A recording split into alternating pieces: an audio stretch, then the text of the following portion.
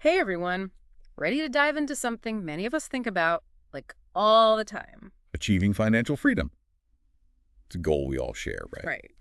So for this deep dive, we're cracking open Robert Kiyosaki's Cashflow Quadrant. Okay.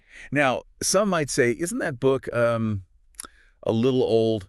But trust me, it's incredibly relevant, even decades later. That's true.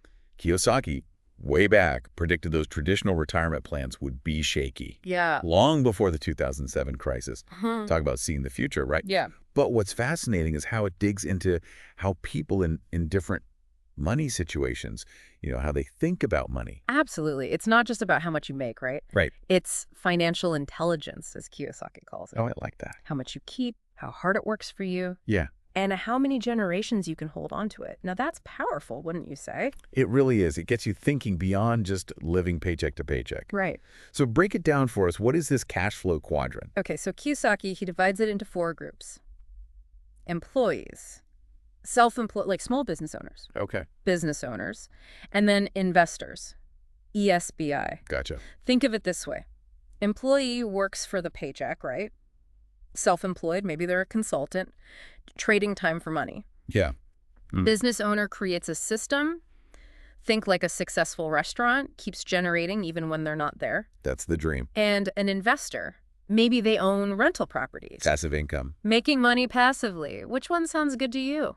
That's such a clear way to picture it. And I think that whole money working for you thing really resonates with people. Oh, yeah. It's the difference between trading your hours for dollars versus having your money work for you even while you sleep. Exactly. That's the core difference between the left side of the quadrant, Okay. your E's and S's, and then your right side, your B's and your I's. Gotcha, gotcha. The left, they often prioritize like job security, working for the money. Yeah. Their income, it's tied to their effort. Almost like someone LSC is saying how much they're worth. It's true. It's true. The right side, they're building systems or buying assets that generate that passive income, Yep. giving them control, freedom. Yeah. It's like Kiyosaki himself. Did you know he was homeless at one point while building his business? I did, yeah. He lived by that idea. It doesn't take money to make money, which sounds counterintuitive to a lot of folks. It does. It does. Yeah. But Kiyosaki's story, it illustrates this perfectly. You see, after a short time in the Marines, Kiyosaki took what many would consider the safe route. Corporate job, Xerox. Stable, right. But it wasn't fulfilling. Yeah. So he ventures into the world of entrepreneurship, starts a nylon and Velcro wallet business. Wow. And yes, during those initial years building this business, he experiences homelessness. Oh. He and his wife lived out of their car for a while. Wow, that takes guts. It does. Yeah. A lot of grit. What kept him going during those tough times? His belief in the vision Yeah. and his commitment to financial education. Right. You see, he used that experience, as tough as it was, Yeah. a crash course in financial literacy. Right. It solidified his belief that those traditional paths don't always lead to financial freedom. Right. And it fueled his desire to educate others on those alternative routes. He used that tough time to learn, which is something he's always pushing, that financial education. He says most people, they're stuck looking for job security, but end up with more like debts than assets. Yeah. There's the whole rat race thing, Exactly. And Kiyosaki wants people to break free from that. He says you need a mindset shift. Got to learn how money really works, manage risk, think like an entrepreneur or an investor, right, to escape that cycle. Totally. He thinks building a system is key. Yeah. Could be a traditional business, Sure. franchise, even network marketing, he says. Now that one's interesting. He compares that to like real estate, He does. which throws some people off, I think. It does. What's the connection there? And is that still relevant now? So Kiyosaki, he sees network marketing as accessible, especially if you're starting with not a lot of cash. Okay. It's a way to build that passive income. He even tells a story about this real estate entrepreneur, super successful, Okay. but they also built a network marketing business. So using a different kind of asset, like Yeah. your network, your effort. Exactly. And the entrepreneur's reasoning was interesting. They built it to help others make money. So then they could invest with him in real estate. Wow. It shows how those 2 quadrants, they can work together.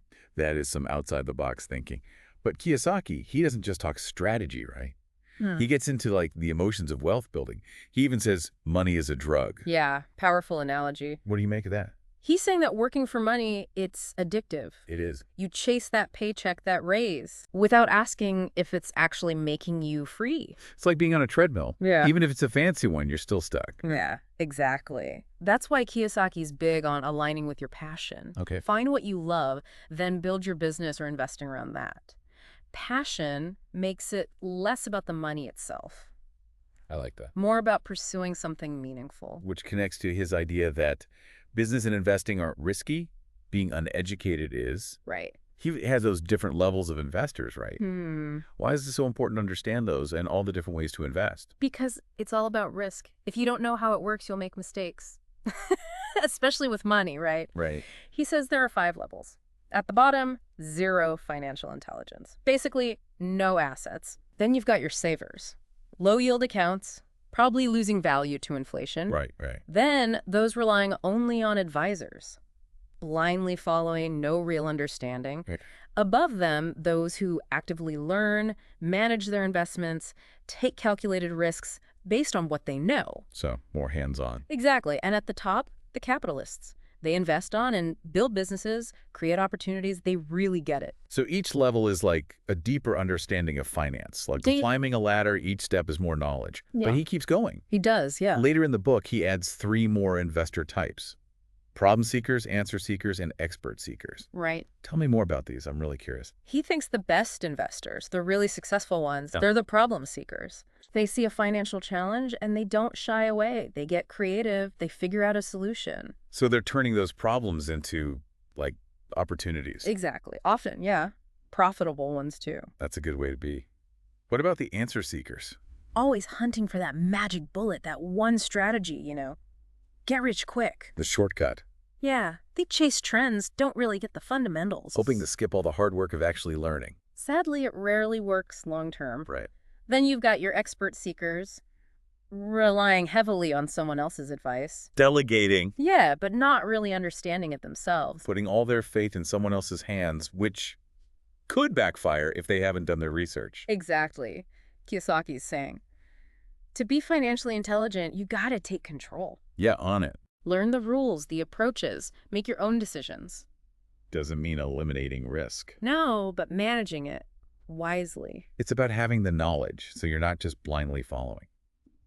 And speaking of, Kiyosaki's a big believer in mindset, right? That faith in yourself, especially when trying something new. Huge. He even tells a story about him and a friend. Someone told them, flat out, you'll never amount to anything. Ouch. Talk about a blow to your confidence. Right. But you know what? It fueled them. That negativity, it became motivation. To prove them wrong. Exactly. And it became this defining moment in their success. Kiyosaki says those limiting beliefs, we get them young, and they hold us back, especially with money. It's about changing those old stories. Yeah. About what we're capable of. Yes. Reframe your relationship with money, with success. Become financially smarter, more in control. Exactly. You have more options than you think. You're the architect of your own financial future. So as we wrap up this deep dive into Kiyosaki's Cashflow Quadrant, Great book. he challenges that classic advice. Go to school, get a good job. But in today's world, things are changing so fast. Fast. What does a secure future even look like for you? That's the question. And which quadrant will you explore to get there?